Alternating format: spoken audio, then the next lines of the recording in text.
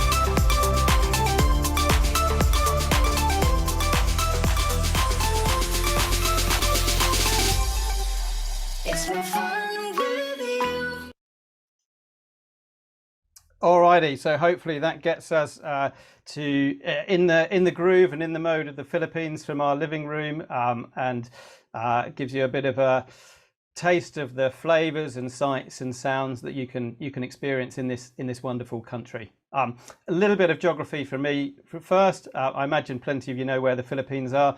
So we are in Southeast Asia here, south of China and Hong Kong, and northeast of Malaysia. So sort of the northern reaches of Southeast Asia. You've got the Pacific Ocean to the east and the South China Sea to the west. The middle group of islands, there's a big jumble of islands you can see in my map on the left of the Philippines, are known as the Visayas. This isn't the only diving area in the Philippines, but it's got some of the best and most varied diving opportunities. In the middle of that, you have a long, thin island called Cebu. Cebu gives its name to the island, and also the main city, Cebu City, which is the second city of the Philippines, and an international airport. So that's where you fly into. Lots and lots of interesting places on Cebu, but the place we are interested in tonight is a tiny little island up the top, just off the north coast of Cebu, and which you can see on the map of the right, called Malapascua Island. So that's where we are going to be talking about this evening. First of all, let's give you a few fascinating facts, or hopefully fascinating. We'll see what you think about the Philippines in general. Okay, so it's made up of over 7,000 islands, 7,107 at low tide officially, although unofficially apparently 7,641. I don't think they've claimed any more territory. They're just considering reviewing that number upwards. It's the second largest archipelago in the world. Only 2,000 of those 7,000 or so islands are inhabited. So you've got 5,000 uninhabited islands, and the majority of the population live on just 11 of the islands. So as scuba divers and island and ocean lovers, there's an enormous amount to explore. The Philippines is also the most social nation on Earth. Or to put that another way, they love chatting to family and friends so much that they send more text messages than any other country on Earth. An extraordinary 400 million every day. That's more than the US and the whole of Europe, apparently. So they love sending a text message and keeping in touch with each other. Very, very, very friendly people indeed. Very diverse place in terms of the culture. There's over 175 different languages. 171 of those are considered living languages, as in they're vibrant, actively spoken languages. The most widely spoken is probably Tagalog, which they speak on the main island. But as an English speaker, you do not need to worry. English is very widely spoken. In fact, Philippines is considered the 5th largest English-speaking nation on Earth because so many people speak English, so you won't have any problems being understood. It's also home to the world's most perfectly shaped volcano, which is called Mount Mayon in the Bicol region. Country's got 200 volcanoes in total. Only a handful of them are active, and there are none on Malapascua, so you don't need to worry at all. They're not going to come into play on your trip. It is also one of the 10 most biodiverse countries on Earth. For scuba divers, it's part of the northern part of what's called the Coral Triangle, which is the most biodiverse region of our oceans. It's got 500 or so coral species. It's got 1,200 marine species. But it's not just the oceans that are very diverse. It's got 1,100 terrestrial invertebrates, over 170 bird species. It's known as, because of such a high level of biodiversity, it's known as a mega diverse country, which, to be honest, sounds like something my son might say to describe something, but that is an official term, I'm told. But all sorts of nature and wonderful things to see on land and under the ocean. And possibly most importantly, for you to know, is that the Filipinos invented the yo-yo. It was a chap called Pedro Flores, and it's based on a traditional game called Bandalore, which was with a ball and a rubber band. He took that idea, invented the yo-yo, made a success of it, and eventually sold it to the Duncan Yo-Yo Company in 1932, and it went on to be a huge craze.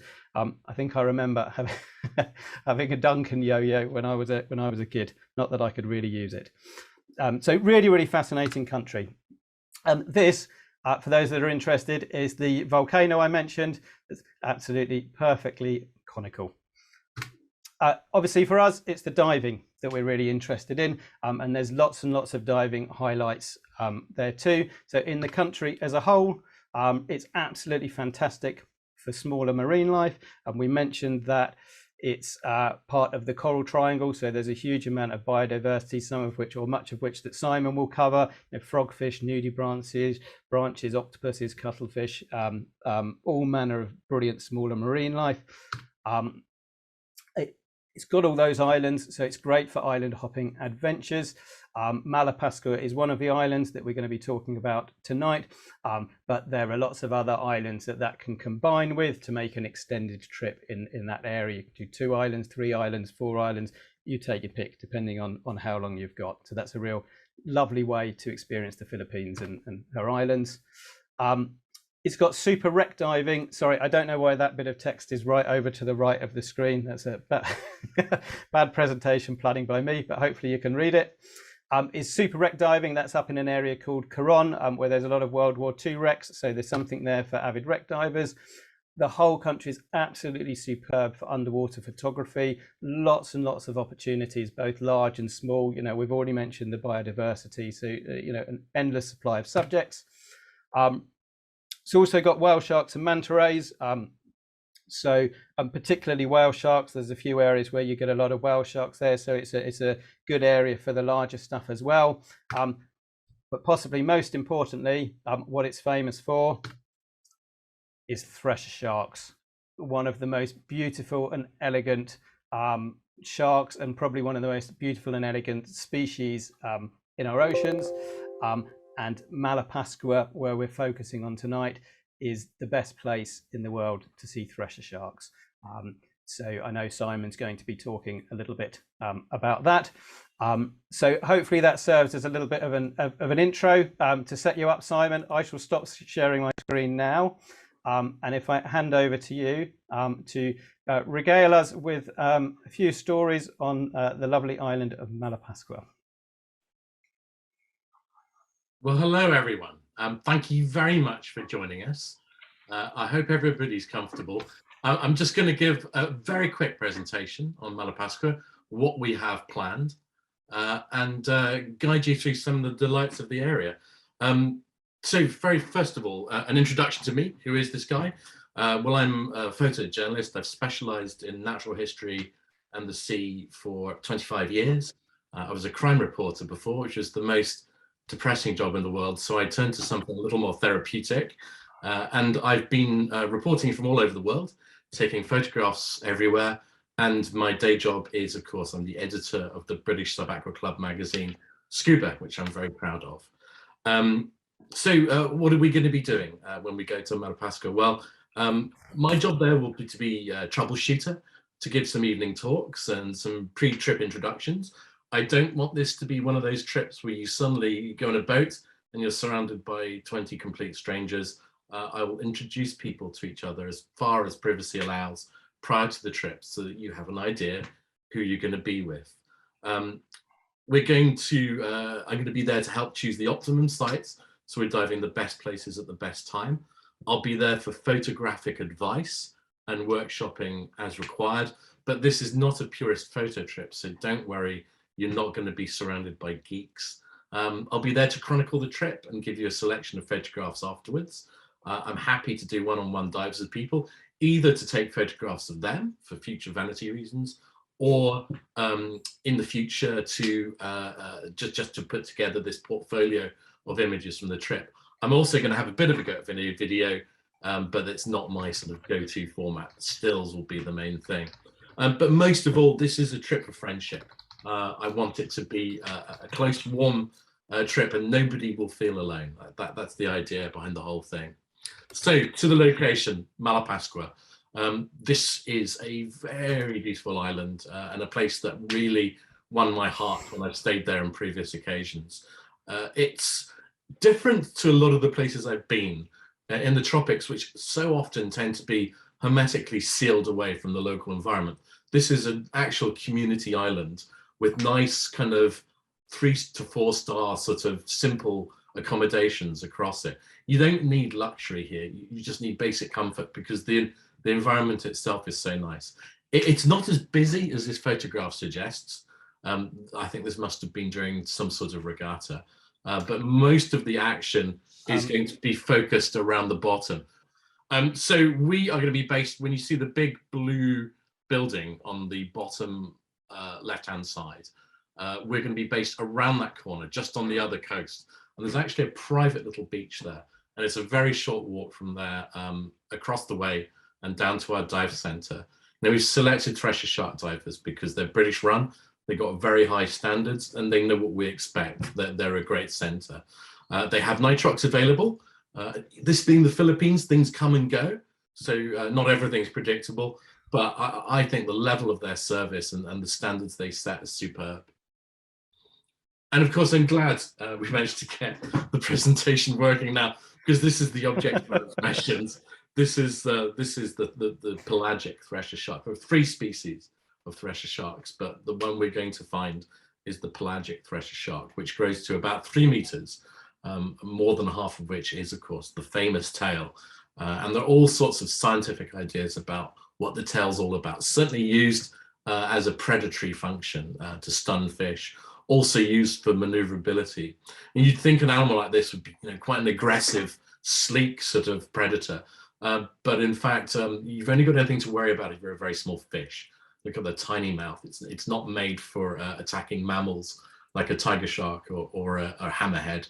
It's there for little fish. So you'll find that the challenge of diving with the thresher shark, it's its inherent shyness. Okay, to the next slide. And this is what I love about this trip. This is why I want to go back to the Philippines. It's not just a single species trip. There's all sorts of variety to be had there. This is just a picture of a painted frogfish or Commerson's frogfish in a typical sort of marine scene dominated by sponges and hydroids and octocorals. And this is what you get at Gatto Island, which is, people say you go to Malapascua to find the thresher sharks, but you'd go back there again for Gatto Island. I think it's a genuinely world-class place. It's reserved for a breeding ground for sea snakes, although I didn't see any when I was there. I saw them on other sites. But its biodiversity is just off the charts because it's got a mixture of environments, and we'll certainly pay at least one, hopefully more visits to Gatto as the trip allows. So on the other end of the scale from the big guys, the thresher sharks, we have these tiny inhabitants. We have the shrimp, and we have these kind of benthic fish, which you find everywhere. This is dragonet, which you see everywhere at Gatto Island. Very, very beautiful. But each morning for a while until we're sated, we'll hope to go back as much as possible to the Monad Shoal. And this is by far the best place in the world to find thresher sharks. The dive, people say the dive's deep, but it's not. It can be anywhere between about 18 and sort of 30 meters. And typically you'll be at about 22 to 25. The way all the other dive centers do it is they take you to a kind of a very sterile viewing point, and they line you up and you sit there, and either you see sharks, and sometimes they get loads, or you don't. It's quite a passive experience. But thresher shark divers has its own spots. Monad Shoal is a very big submerged reef. It's huge. You could dive it, all day for a week and dive different sites. And so they found other cleaning stations. And the reason that the sharks are there is there's a sweet spot in the very early morning when they want to get cleaned. They've been feeding in the abyss all night on squid and other deep dwelling schools. And they pick up these parasites, which you can see on the face of this thresher shark. These copepods are very irritating for the shark. So they really want to get cleaned. They're a sensitive animal. So as you can see, the shark's got really big eyes. It's a deep water animal. So this pilgrimage it makes from the twilight zone, 1,000 meters up to near the surface, is all to do with wanting to be cleaned by the half moon wrasse. So the idea is to hang out around various cleaning stations. We'll have opportunities to move around, but when you get somewhere productive, the shark really wants to be cleaned.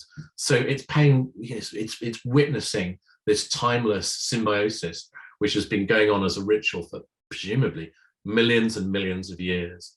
And this is how the shark actually sees it itself. Sharks see in black and white, and they see in a slightly overexposed manner. So it's difficult for the thresher shark to manage this abundance of light, which to us will appear as half light as it approaches the surface. And this is our morning ritual for as long as we want it to be. It does involve getting up very early, but it has the other benefit of diving before breakfast and feeling energized for the rest of the morning. You can have a sleep and then dive later on in the day. It's a lovely way to live. Now I want to talk a little bit about the islands. These pictures are taken not just at Malapascua, which you will see again in the bottom left-hand image, but also at one of the islands I hope to visit. Because a lot of the diving around Malapascua is either shark-focused or critter-focused, I wanted to try and involve the other classic Philippine diving environment, which is the big coral wall, the sheer wall with loads of soft corals on it. And that's what you get at Kalankaman Island, which is the photograph on your main photograph on your right and your top left. And it's a very, very beautiful sand spit where we can go and have a spotted barbecue lunch and really relax and enjoy our day. And it just adds another facet to our trip. The whole philosophy of this trip is variety and value. I've worked with Dive Wide on and off for bits and pieces for ages, and they do offer superb value in their holidays, as well as really looking after their guests. So they're great people to book with. And in this case, we're managing to bring together a huge variety of diving across 8 days and 20 dives. It won't be obligatory, of course, to do all the dives. There'll come a point where you need a rest, or maybe to do something a bit off-piste, but the core program of diving will be fairly intensive. And of course, when you get fed up with the big walls and the kind of the day trips, Malapascua has some lovely different environmental dives all around it. And these different environments, what give it's real diversity. You have coral, you have rubble, you have places that are ideal for night dives. I think at the beginning of the presentation, you may have seen a photograph of the famous dragonettes, which appear everywhere. And of course, some of the most beautiful fish in the world are in that species. Nudibranchs, if you're keen on nudibranchs, you'll see sort of 10 species on this trip easily, especially this green species. But what the area is really good for, which I like, is it's commensalism, animals living in association with other animal communities, like this nudibranch on ascidians, a group of ascidians. It makes it prettier to look at and less monotonous as an overall effect. If you just wanted to see just critters, you could go to the Lembe Strait, but after 5 to 6 days of just looking at things on black sand or tufts of hydroids, you begin to zone out a little bit. And that's where a place like Malapascua comes into its own. There's loads of seahorses there as well. It's a real feature of the place. And of course, dragon nudibranchs, which are a big thing. See them really often on the rubble sites. They're really common at Gatto Island, which is my favorite place there. Gatto Island is also a wide angle place. There's a swim through, a cave that goes all the way through it. And white-tip reef sharks are really common there. Again, more commensalism, the difference between somewhere like the Red Sea and the kind of the coral triangle of Asia is wherever there's coral, there's a triple fin or a blenny or a goby living on it. In this case, it's the whip coral goby, which you see everywhere. See a whip coral, there'll be 3 or 4 of these guys on it. And of course, the triple fins live on ascidians and all sorts of other things. It's a really kind of visual place where wherever you look, there's something living on or with something else.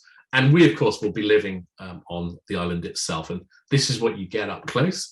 It's really informal, really relaxed. It's not expensive. You might notice that we've not put in for all-inclusive meal options, because the point of the place in the evening is saying, well, where do we want to eat? There's lots of really affordable restaurants, really nice places on the beach or just off. Just about everything's on the beach somewhere, and you've got several beaches to choose from.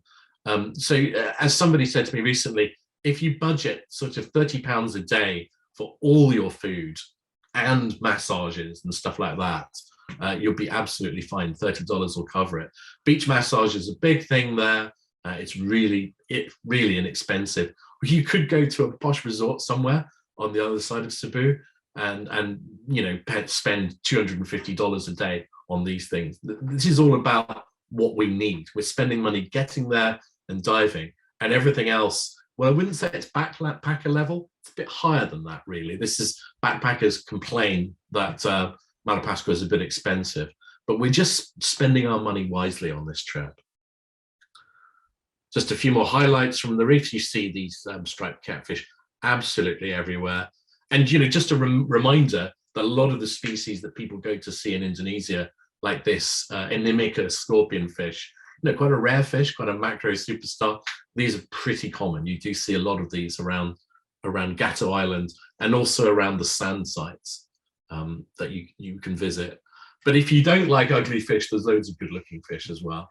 And we have my personal favorite, the most photogenic of the anemone fish. We have the spiked cheek spine anemone fish, which is a perennial favorite. It's got these really striking eyes, and it kind of creates its own background in photographs.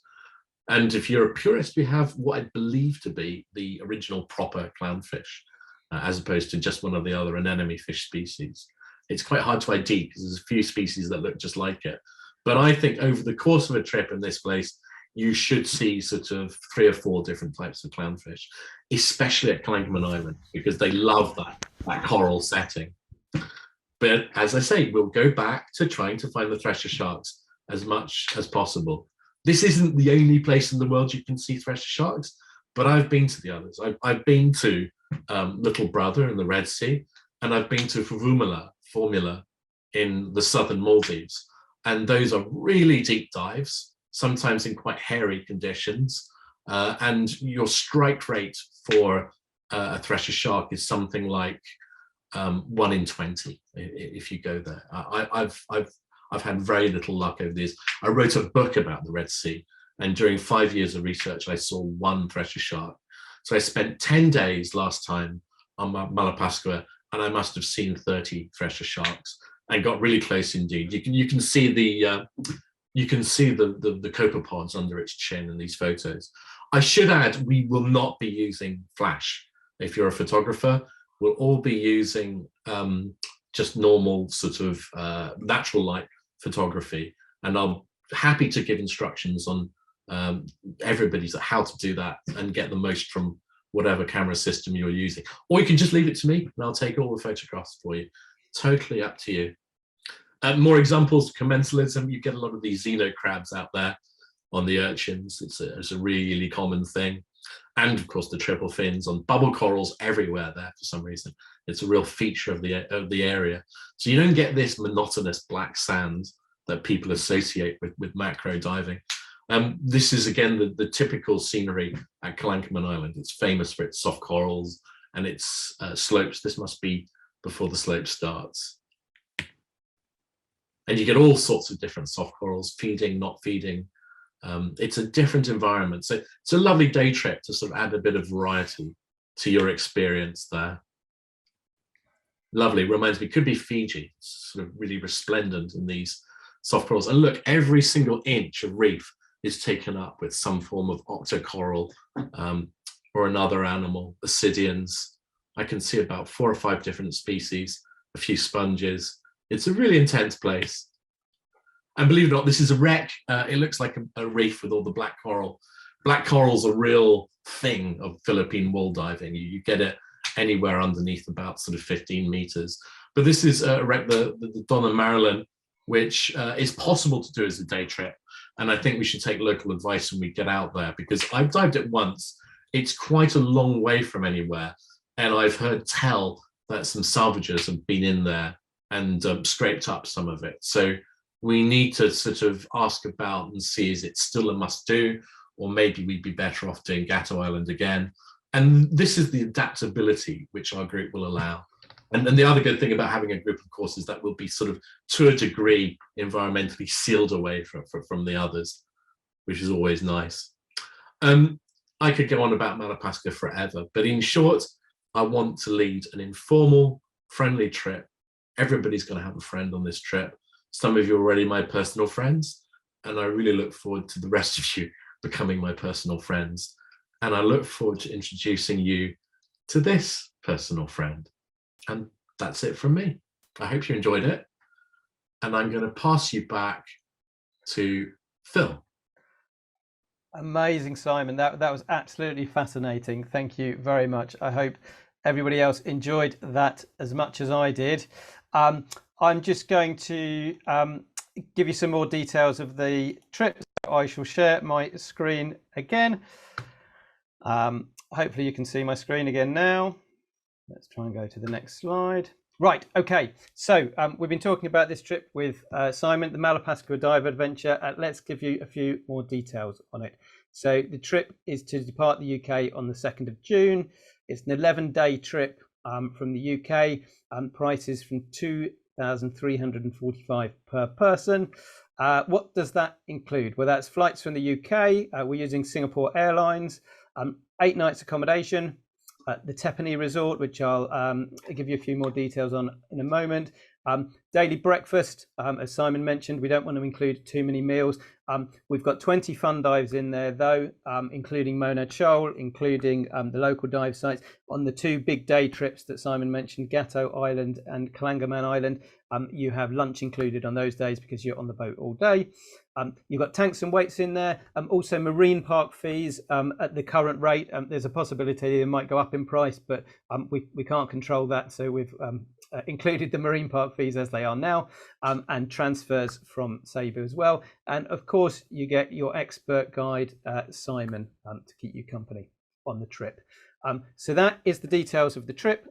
I'll just mention a couple of details about the resort for you as well, and then we'll go to a question and answer session. So as Simon mentioned, we're staying just at one end of the beach or the island, if you like, about sort of 3 or 4 minutes walk from the dive centre at a lovely little place called Tepany Resort.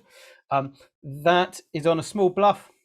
It's got absolutely lovely views. It's an Italian-owned resort, really one of our favourites on the island. There's a small restaurant on site called the Chiringuito. On the top of the hill behind it, there's a lovely Mediterranean restaurant as well. You've got a little bar there, and as Simon mentioned, you've got other places to eat all around the island. It's a really, really lovely base.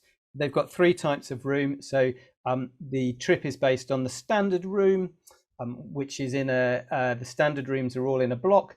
For small supplements, they have a handful of superior rooms and then deluxe rooms as well, which is subject to availability. You can upgrade on the trip. All the rooms have 1 double bed, but they can also have 1 single bed in as well, so they can be used as doubles or twins.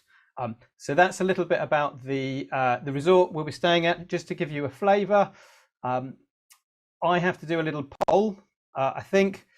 So I'm going to start the poll now. So hopefully you're all going to get a little poll. And I think that's simply asking if you'd like more details of the trip, and then our marketing team will send that through to you.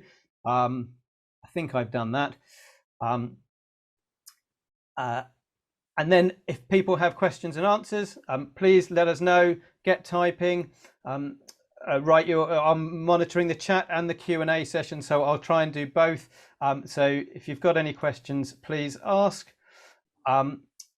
Charles is asking, interested in the trip price without flights. Bear with me one moment, Charles. I shall endeavour to tell you that. Have we got that written down? I cannot remember, Charles, but I will email you details when we send through the trip. But it's absolutely fine if you want to book your own own flights. That's no problem at all. The transfers are based around those Singapore Airlines flights. So the only thing to be aware of is if you get if you fly in on different flights that come in on different times, that's fine. But there might be an additional cost for your own transfer up and down to the island. From Sophie, water temperature and which suit? Sophie has asked that. No suits, Sophie. It's a very informal island at all. In terms of wetsuits, the waters, yeah, very good point. The water's lovely and warm. You're tropical, so you're talking, I would say, reasonably consistently sort of 26, 27 degrees. Simon, would you agree? Yeah, I'd recommend a 3 mil full suit, unless you really hate warm water and just want to use a skin. However, because you'll be diving on some kind of really high intensity bottoms where the stinging things, I'd recommend a full suit rather than a shorty for that reason. If you do feel the cold, a 5 mil may be your friend, but for most people, I think a 3 mil will be absolutely fine, even a skin. I did want to say some people may feel a bit anxious about evening meals and so on. Every day I will say we're going to go to such and such a restaurant after canvassing opinion, and those who want to join, just let me know. And those who fancy going off on their own are absolutely free to do so. There's loads of places to go, and it's all pretty cheap and good quality too. Very good. Charles also asked, are any night dives included? So in the 20 dives, we've included one night dive in that package, but the dive centre will run night dives every night. So obviously there's a lot of dives included, but if you did want to do an extra night dive while you're there, Charles, I'm sure that can be arranged locally with the dive centre, of course. Marion is asking, do tanks convert to DIN? We will check that for you. We will find out. That's no problems at all. I don't know the answer. It's worth sort of confirming. My memory is that they can deal with either DIN or A-clamp style, and DIN is the sort of de facto standard out there. Yeah, good. I never quite understand dive centres in this day and age that don't do DIN, but there are still many out there. Pash asks, is there a possibility to do black water diving? It's not in this specific itinerary, Pash. Obviously, you've got the night dive, but that's sort of quite a unique and slightly different experience, the black water diving. So I don't think there's any plans on this trip. Something for the future, Simon? I'd say black water diving is great, but in a way, you almost need to decide whether you can have a morning-focused trip or an evening focused trip. And actually there's very few centers that offer black water diving on Malapascua, because everybody likes to go out and drink the rum and coke there. Very good. And by the way, people should know that a rum and coke there costs more for a double rum than a single rum, because the coke costs more to make than the local rum. Give you an idea where the local sensibilities lie. Sandy is asking how the water conditions are in June. So we've picked June as a nice balance in terms of it avoids sort of the most popular months on the island in terms of, you know, the occupancy and busyness, but it's a really nice month for scuba diving. Yeah, we're expecting, obviously, you know, we can't guarantee what the weather does, but we're expecting lovely conditions and nice calm seas. And absolutely, we're still in the right time of the year for not high winds, and sort of you should get sunshine and nice conditions. It should be good viz that time of the year, but the usual caveat, of course, is you never know what nature's going to give you. Especially holds true of sharks, of course, as everybody knows. I used to run shark expeditions to the Bahamas, and you could never tell people what they were going to get. It was always difficult.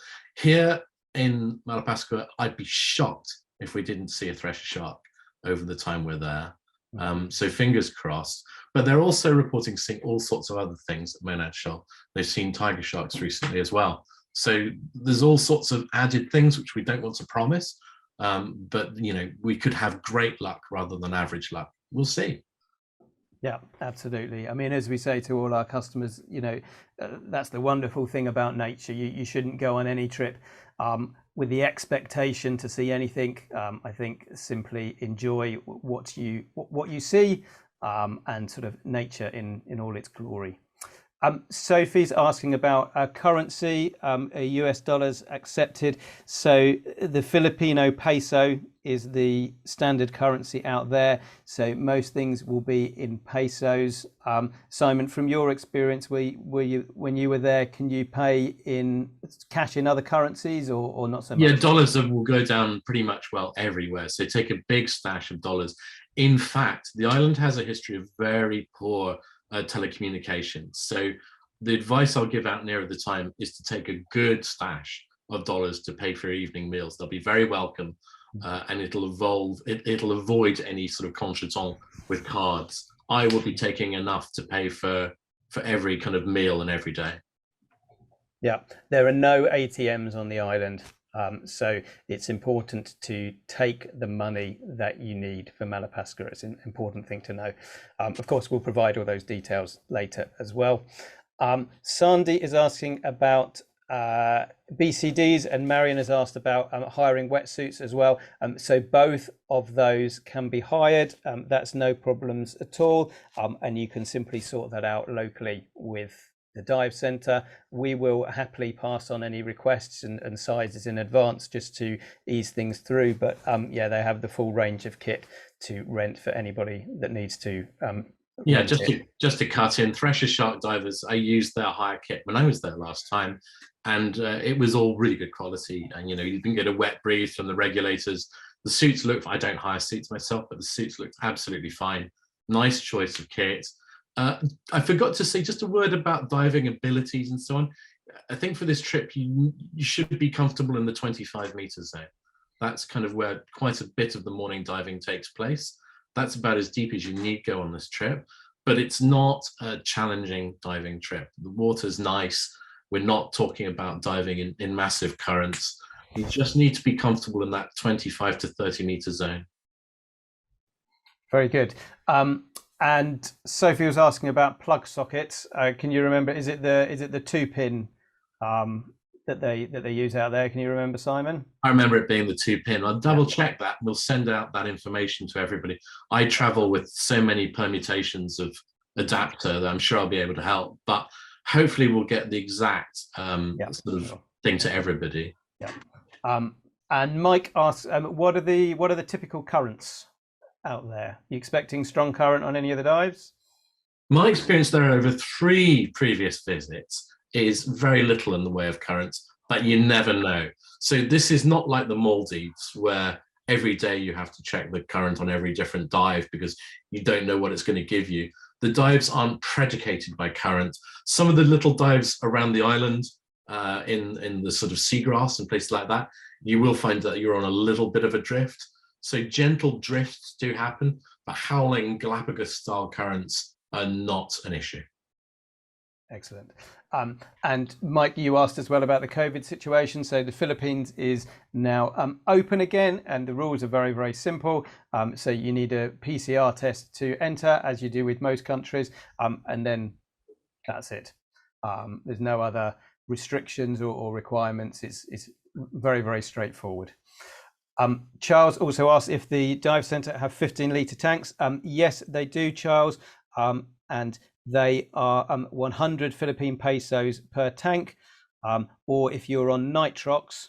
So nitrox is, if you want it for all 20 dives, that's £85 that you pay locally to the dive centre. If you want to have a 15-litre tank on nitrox, then that's 500 pesos per tank, which is I'm going to very roughly do the exchange rate. So I think that's about £7, £7.50 per tank if you're diving 15 litres on nitrox.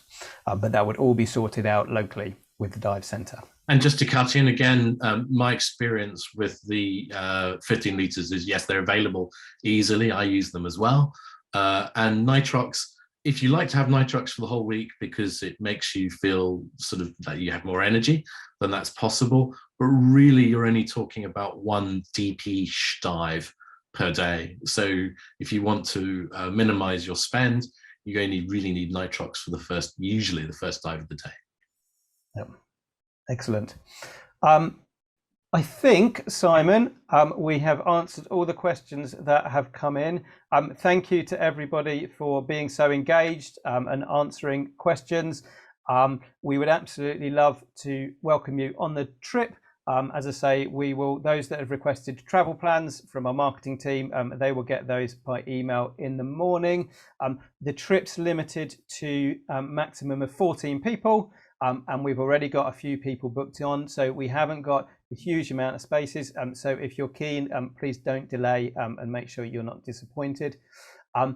Simon, thank you so much for your time this evening. Thank you. And your excellent tropical shirt. It's been an absolute pleasure listening to you. I think that was absolutely fascinating. I hope everybody else enjoyed it as well. And if any questions come up afterwards, of course, please get in touch with us. We'll be happy to answer them. And hopefully we will see a few of you on the trip with Simon. It's the easiest and most affordable world-class diving in the world. It's where I want to return to. So I hope you can join me. Excellent. All right, super. Thank you so much, everyone. Have a lovely evening.